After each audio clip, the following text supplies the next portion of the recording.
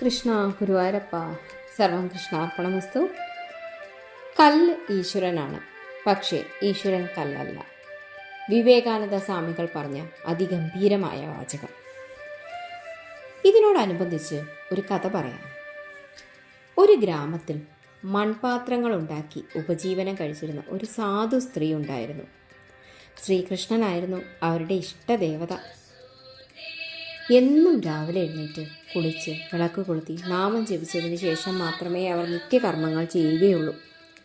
പക്ഷേ ഭഗവാന്റെ ഒരു ചിത്രം പോലും അവിടെ ഉണ്ടായിരുന്നില്ല.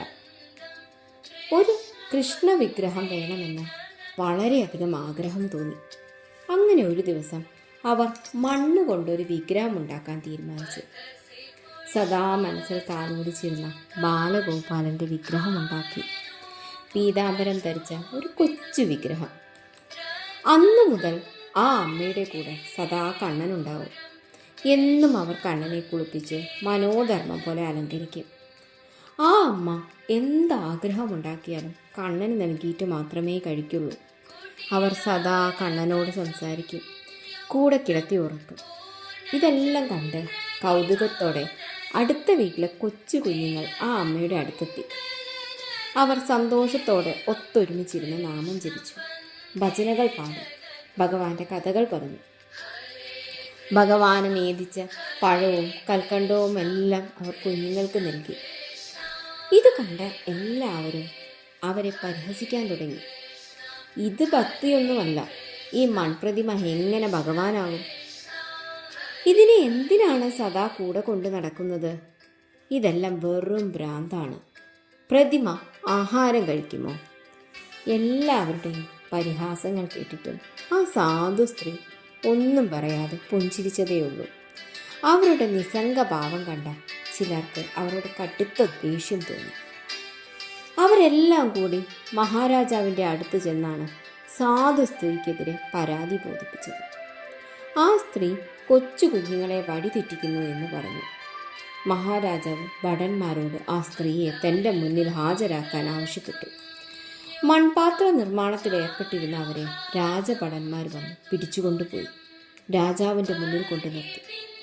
അപ്പോൾ അവർ ശ്രീകൃഷ്ണ വിഗ്രഹം കയ്യിലെടുത്തിരുന്നു. മഹാരാജാവ് അവരെ വിചാരണ ചെയ്തു. അവർ വിനയത്തോടെ പറഞ്ഞു, മഹാരാജൻ, അടിയൻ തെറ്റൊന്നും ചെയ്തിട്ടില്ല. ഇതടിയൻ്റെ ഉപാസനാമൂർത്തിയായ ശ്രീകൃഷ്ണനാണ്. എനിക്കെല്ലാം എൻ്റെ കണ്ണനാണ്. അവരുടെ നിഷ്കളങ്കമായ മറുപടി കേട്ട് രാജാവ് പുഞ്ചിരിയോട് ചോദിച്ചു, ഇത് വെറും മൺവിഗ്രഹമല്ലേ? ഇതെങ്ങനെ ഭഗവാനാകും?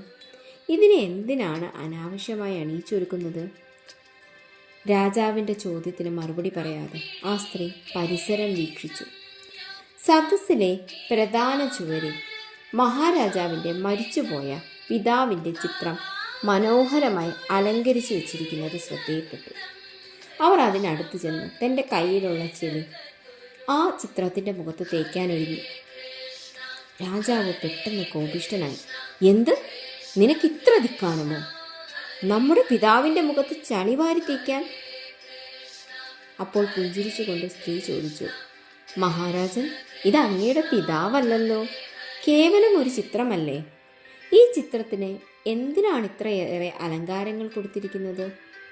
രാജാവിന് മറുപടിയില്ലായിരുന്നു. അവർ തുടർന്നു, ഒരു ചിത്രമാണെങ്കിലും ഇത് കാണുമ്പോൾ അങ്ങക്ക് പിതാവിനെ ഓർമ്മ വരുന്നു. മരിച്ചുപോയ ഒരു മനുഷ്യന് വേണ്ടി അങ്ങ് ഇത്രയും വിലപ്പെട്ട ഒരു ചിത്രം വരച്ചു പൂജിക്കുന്നു. അങ്ങനെയാണെങ്കിൽ സർവപ്രപഞ്ചത്തിലും ഓരോ അണുവിലും നിറഞ്ഞു നിൽക്കുന്ന ഭഗവത് ചൈതന്യത്തെ ഏതു രൂപത്തിലും എവിടെ വേണമെങ്കിലും കാണാമല്ലോ. ഒരു വിഗ്രഹം കാണുമ്പോൾ അത് വെറും കല്ലാണ്, മണ്ണാണ്, ചിത്രമാണ് എന്നല്ല, മറിച്ച് ഈശ്വര ചൈതന്യമാണ് എന്നല്ലേ ഓർമ്മിക്കേണ്ടത്? ഇവിടെ കാണുന്നതിലെല്ലാം ഈശ്വര ചൈതന്യം തന്നെയല്ലേ ഉള്ളത്? എന്തിലാണ് ഈശ്വര ചൈതന്യം കുടികൊള്ളാത്തത്?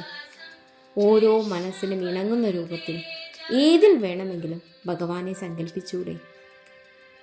ഭാവഗ്രാഹിയായ ഭഗവാൻ നമ്മൾ സങ്കല്പിക്കുന്ന ഭാവത്തിൽ സദാ നമ്മുടെ കൂടെ ഉണ്ടാകും.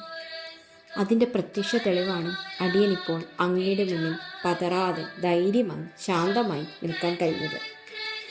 ഇതെല്ലാം കേട്ട് രാജാവ് അത്ഭുതപ്പെട്ടുപോയി. കുലത്തിലും പാണ്ഡിത്യത്തിലും ധനത്തിലും എത്രയോ ഉന്നതത്തിലാണ് താനെന്ന് രാജാവ് അഹങ്കരിച്ചിരുന്നു. എന്നാൽ അതിനേക്കാളും എത്രയോ ഉയരത്തിലാണ് ഈ സ്ത്രീ എന്ന് അദ്ദേഹം തിരിച്ചറിഞ്ഞു.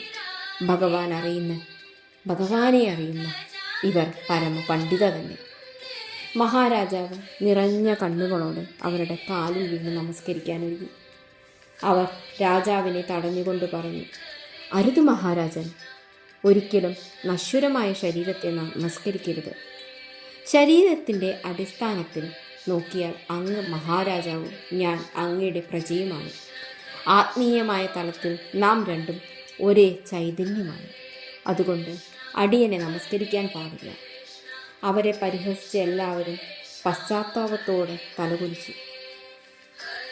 ഈ കഥ എല്ലാവർക്കും വേണ്ട വിധം ഉൾക്കൊള്ളാൻ കഴിയട്ടെ. സർവം കൃഷ്ണാർപ്പണമസ്തു. നന്ദി.